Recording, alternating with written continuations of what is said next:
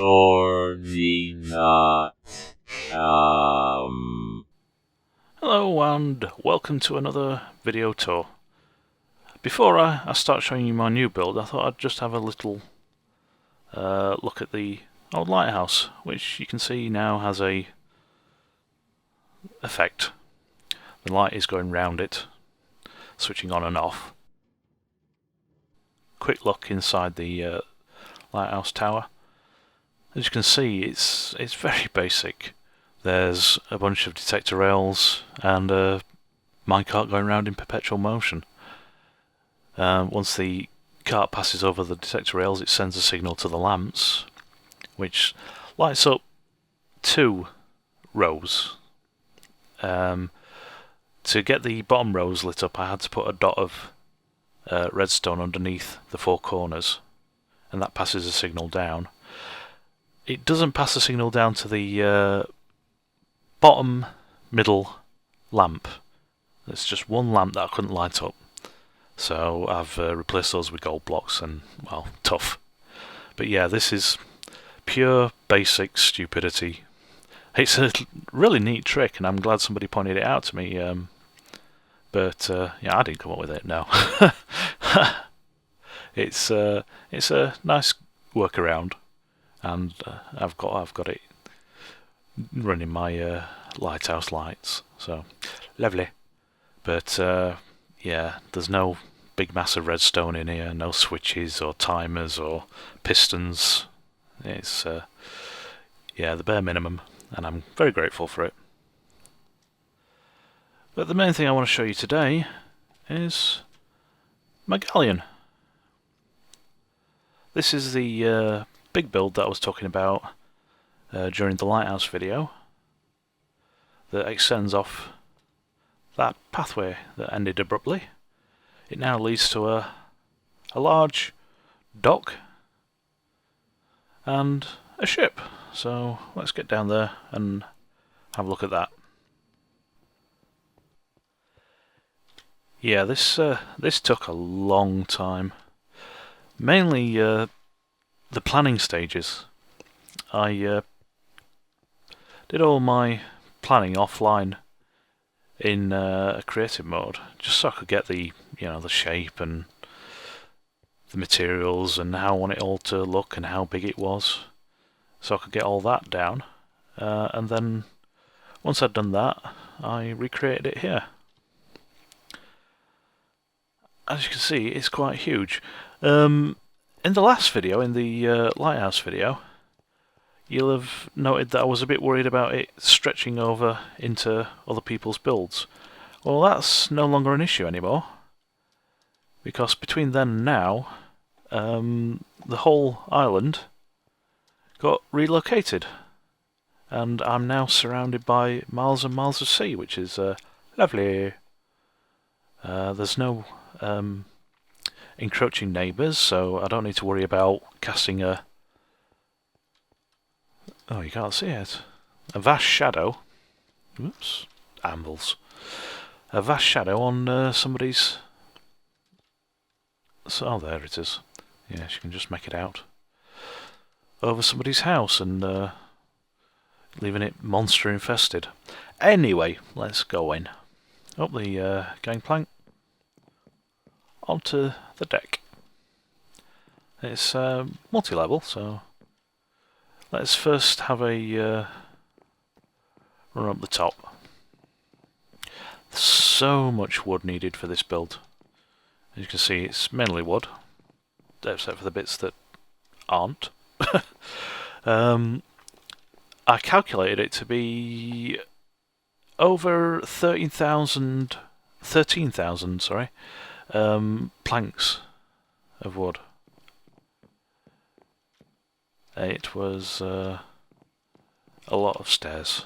So many stairs, so many planks, so many slabs. This is, of course, the wheel. Can't see a damn thing.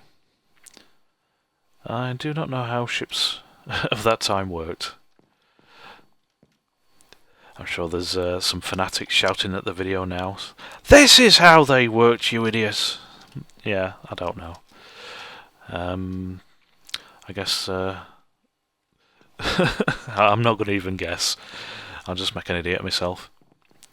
So, down here, the first room underneath the top deck is the captain's table, his personal dining room, which is laid out quite nicely. You know, you've got your gold plates, obviously, your pillars, and he's got his own little personal balcony so he can check on the crew, working hard, shout orders, all that good stuff. Directly below his dining room are his quarters. Lurid purple carpet, double bed, 4-poster, and a lovely balcony on the back where he can throw up if he's feeling particularly seasick, I guess. Now, you might have noticed these things on the sides of the ship. The cannons, obviously. They're not dispensers, they're cannons. They might look like dispensers, but they're not. Cannons. If we just have a quick look, yeah, you can see cannons. And they're working cannons. Oops. They fire arrows. But they're cannons. Shut up. In total, there are 20 on either side. So, in total, 40. They're spread over two decks and across the length of the ship. So, yeah, there's going to be a lot of people getting arrows to the face. Or the knee. Sorry, I didn't mean to say that. I apologise. This is the galley. The cook's home, where he makes his soup. Watery soup? Yeah, maybe. You got cupboards, sinks, chopping boards, and storage rooms. And once he's prepared his delicious bounty, it's served to the crew in their mess, which is just below deck, as you can see. The delicious bounty being cake. They love their cake.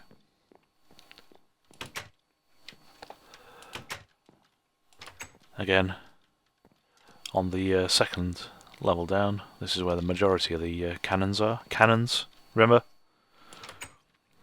Towards the front of the ship, you have sleeping quarters.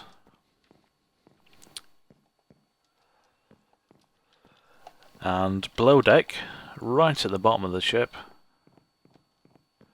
are some more sleeping quarters. You've got private rooms, probably for officers, and the larger communal areas where they're crammed in like sardines. And there's a couple of those. Right at the back and right at the bottom of the ship is the hold, which is empty at the moment, but this is where the captain would keep his treasure. A big pile of gold, perhaps, hopefully. But at the moment, bare. Right, so that's the below deck areas. Back in the fresh air, we've got storage at the front of the ship. Plenty of chests for keeping all the bits and bobs you need on a voyage. And right at the front,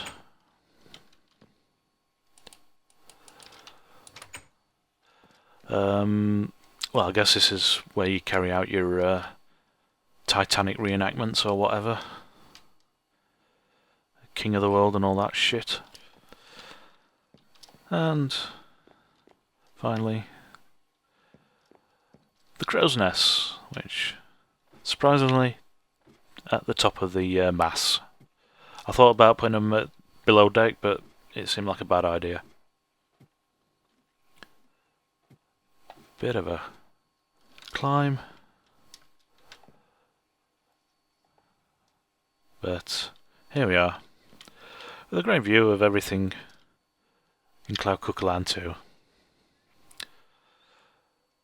And that's it. That's the Galleon. I hope you had a fun time following me around. Leave your comments, click like, click subscribe. Your support is really appreciated, it keeps me going. And until next time, and my next build, whatever it might be, I have no clue at the moment. Goodbye. Ta-ra.